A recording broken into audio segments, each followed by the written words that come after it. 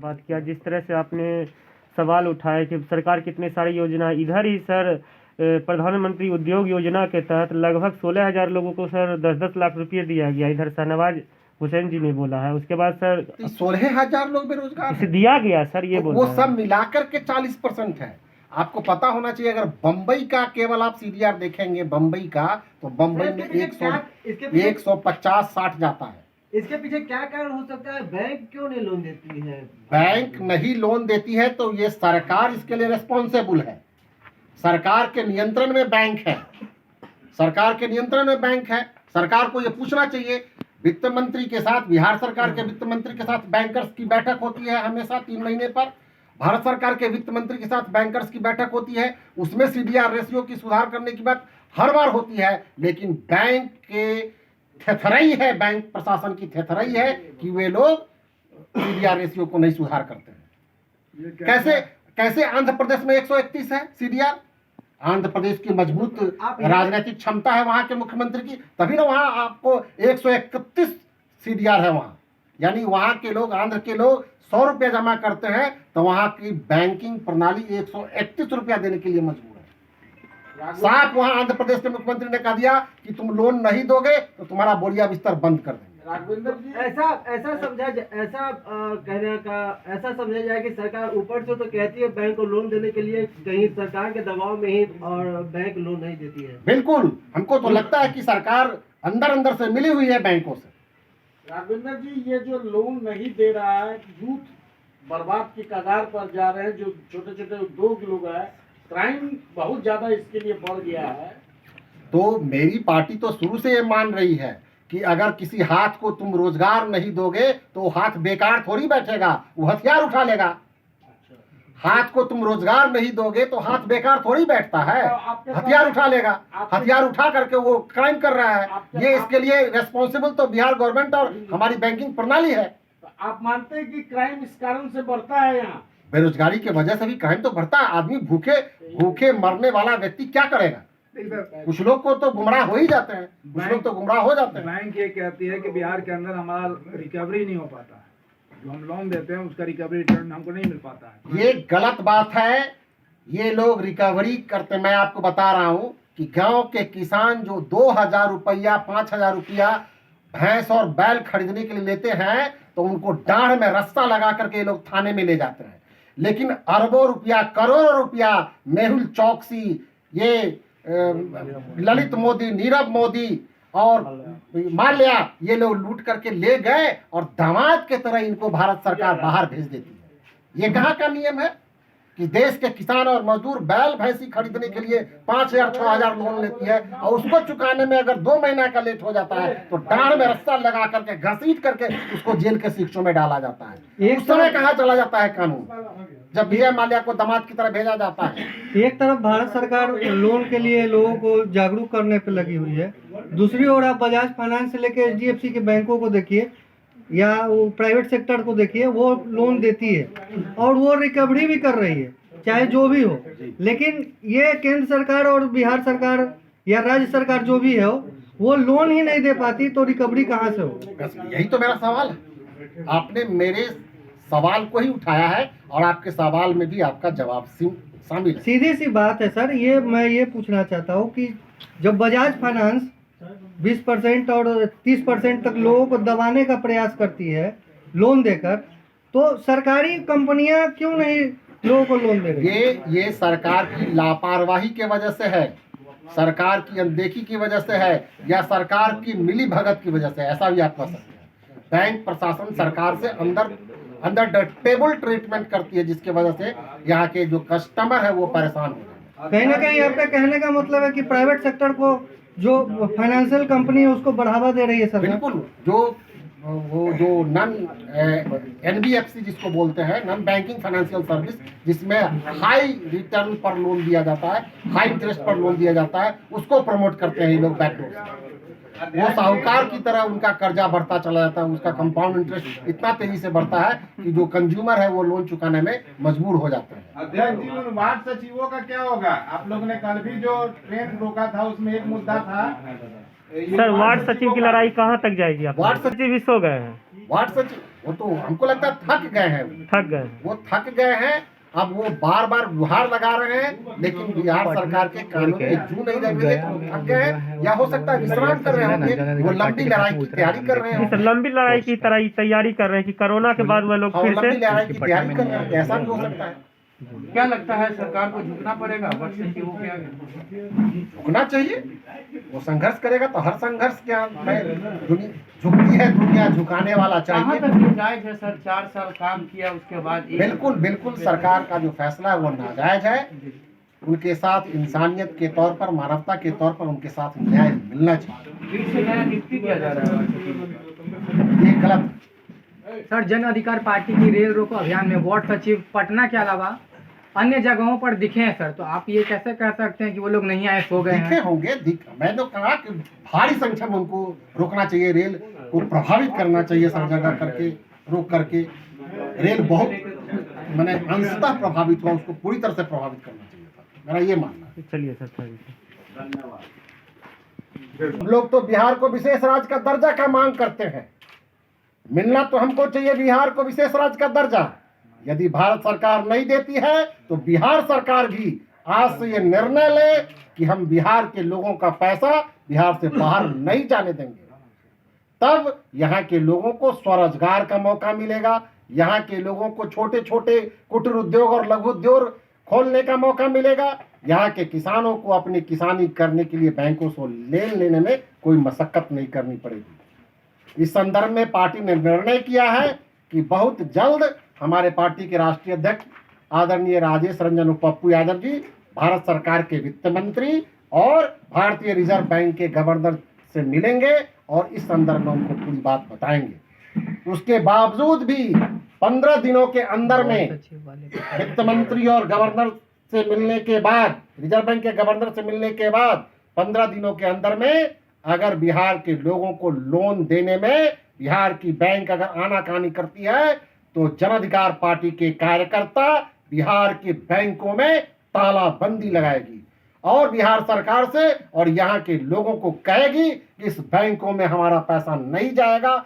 हम उस बैंक में पैसा जमा करेंगे जो बैंक 100% हम लोग को लोन मुहैया कराएगी। ये मांग हम लोग की है, जो बिहार के पिछड़ेपन पर हम लोग आसानी से इसको आर्थिक पिछड़ेपन को दूर कर सकते हैं, जो हमारे हाथ में है, जो बिहार सरकार के हाथ में है, जो यहाँ के बैंक के मैनेजर के हाथ में है, वो कर सकते हैं। हमारी पार्टी इसको बड़ी गंभीरता से ली है।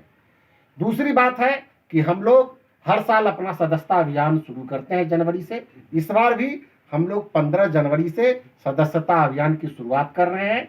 हमारी पार्टी इस बार लक्ष्य रखी हुई है कि हम लोग 50 लाख नए लोगों को हम लोग मेंबर बनाएंगे। हमारा सघन सदस्यता अभियान चलेगा 15 जनवरी से लेकर के 31 मार्च 2022 तक। एक अलग प्रोग्राम हम लोग का होने जा रहा है।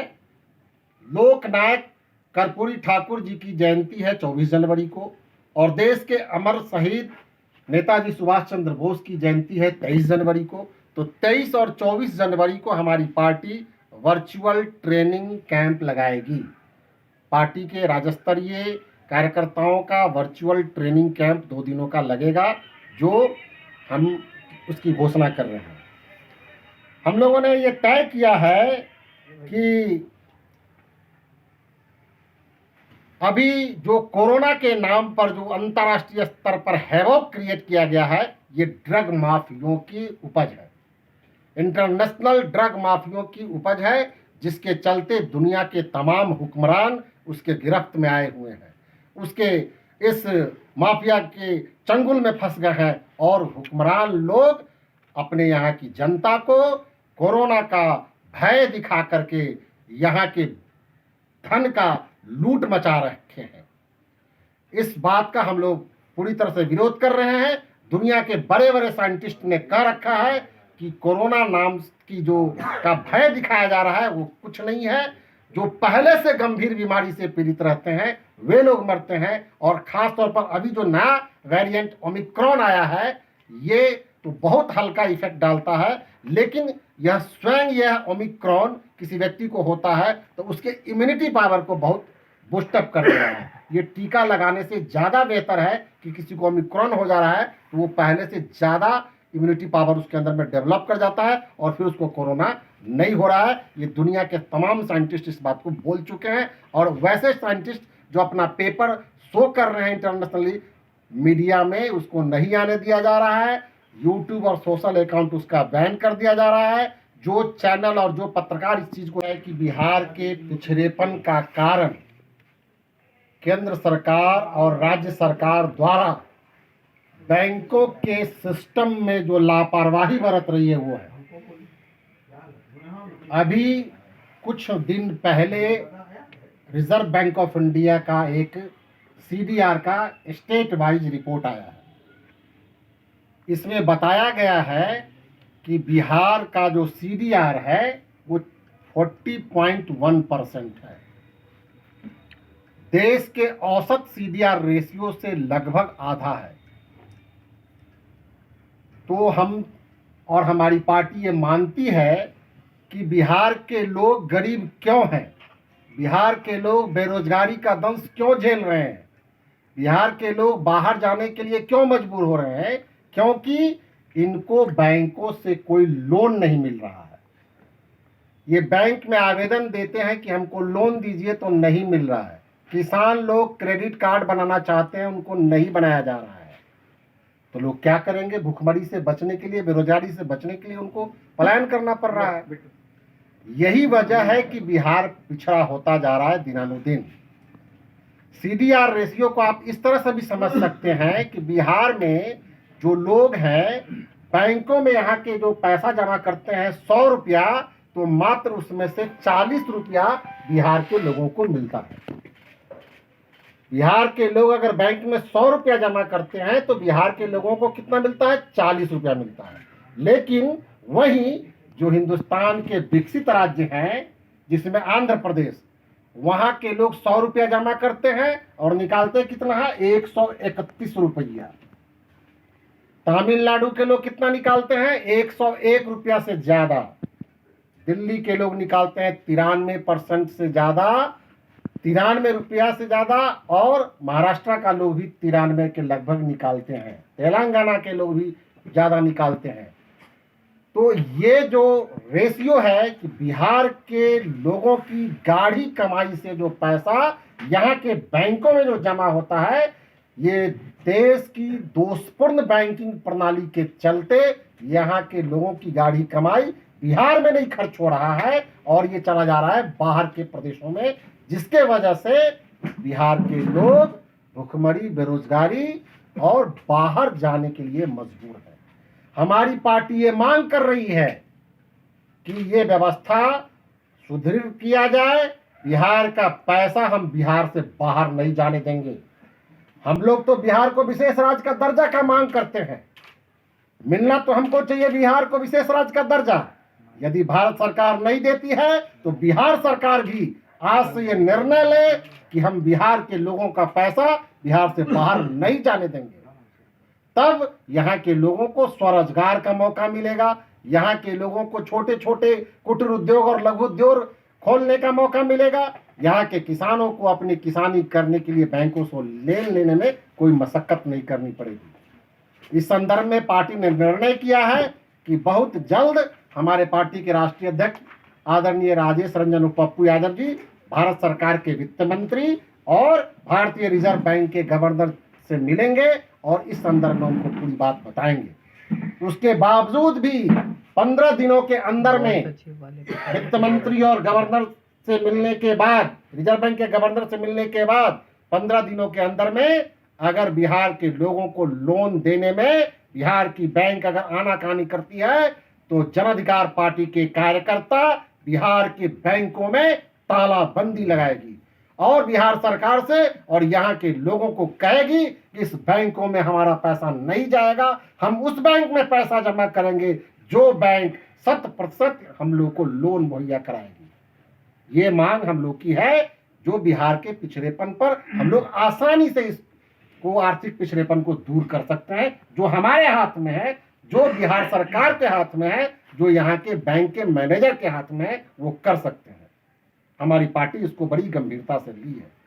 दूसरी बात है कि हम लोग हर साल अपना सदस्यता अभियान शुरू करते हैं जनवरी से। इस बार भी हम लोग 15 जनवरी से सदस्यता अभियान की शुरुआत कर रहे हैं। हमारी पार्टी इस बार लक्ष्य रखी हुई है कि हम लोग 50 लाख नए लोगों को हम लोग मेंबर बनाएंगे। हमारा सघन सदस्यता अभियान चलेगा 15 जनवरी से लेकर के 31 मार्च 2022 तक। एक अलग प्रोग्राम हम लोग का होने जा रहा है। लोक नायक कर्पूरी ठाकुर जी की जयंती है 24 जनवरी को, और देश के अमर शहीद नेताजी सुभाष चंद्र बोस की जयंती है 23 जनवरी को। तो 23 और 24 जनवरी को हमारी पार्टी वर्चुअल ट्रेनिंग कैंप लगाएगी।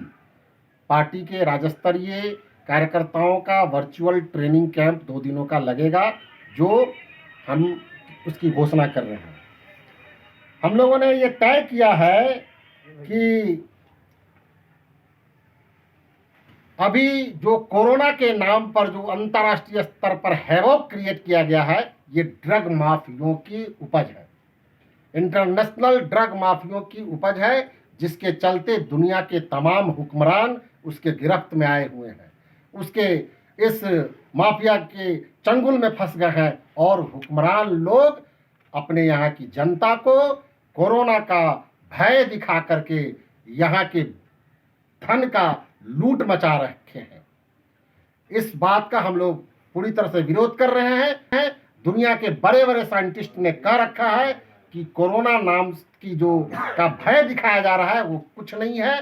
जो पहले से गंभीर बीमारी से पीड़ित रहते हैं वे लोग मरते हैं, और खास तौर पर अभी जो नया वेरिएंट ओमिक्रॉन आया है ये तो बहुत हल्का इफेक्ट डालता है, लेकिन यह स्वयं यह ओमिक्रॉन किसी व्यक्ति को होता है तो उसके इम्यूनिटी पावर को बहुत बूस्टअप कर दे रहा है। ये टीका लगाने से ज़्यादा बेहतर है कि किसी को ओमिक्रॉन हो जा रहा है तो वो पहले से ज़्यादा इम्यूनिटी पावर उसके अंदर में डेवलप कर जाता है और फिर उसको कोरोना नहीं हो रहा है। ये दुनिया के तमाम साइंटिस्ट इस बात को बोल चुके हैं, और वैसे साइंटिस्ट जो अपना पेपर शो कर रहे हैं इंटरनेशनली मीडिया में, उसको नहीं आने दिया जा रहा है। यूट्यूब और सोशल अकाउंट उसका बैन कर दिया जा रहा है। जो चैनल और जो पत्रकार इस चीज़ को दिखलाते हैं उसके भी अकाउंट को बैन कर दिया जा रहा है। तो ये ड्रग माफियों के दिमाग का फितूर है, जिसका विरोध हमारी पार्टी करती है। उसके बावजूद भी कोरोना से कुछ लोग जो गंभीर रूप से पहले से जो बीमारी है उसके वजह से कोरोना अगर अटैक करता है तो बीमार हो जाते हैं, तो हमारी पार्टी ने आज हेल्पलाइन नंबर 4 हेल्पलाइन नंबर जारी किया है, जो हमारे पार्टी के कार्यकर्ता राकेश कुमार उर्फ मुन्ना पंडित जी का है, परमानंद जी का है, शशांक कुमार मोनू जी का है, निशांत झा का है और उमांशु शेखर का है। ये 5 आदमी कोरोना के गंभीर बीमारियों से जो पीड़ित हैं उनके इलाज के लिए, उनके देखभाल के लिए, उनके तमाम तरह की सुख सुविधा के लिए हमारी पार्टी की ये 5 कार्यकर्ता अहरनिश अपना नंबर खोले रखेंगे। उनका नंबर हम लोगों ने जारी किया है। यही बात आज आप लोगों से हम लोग को विशेष तौर पर कहनी। नंबर क्या है?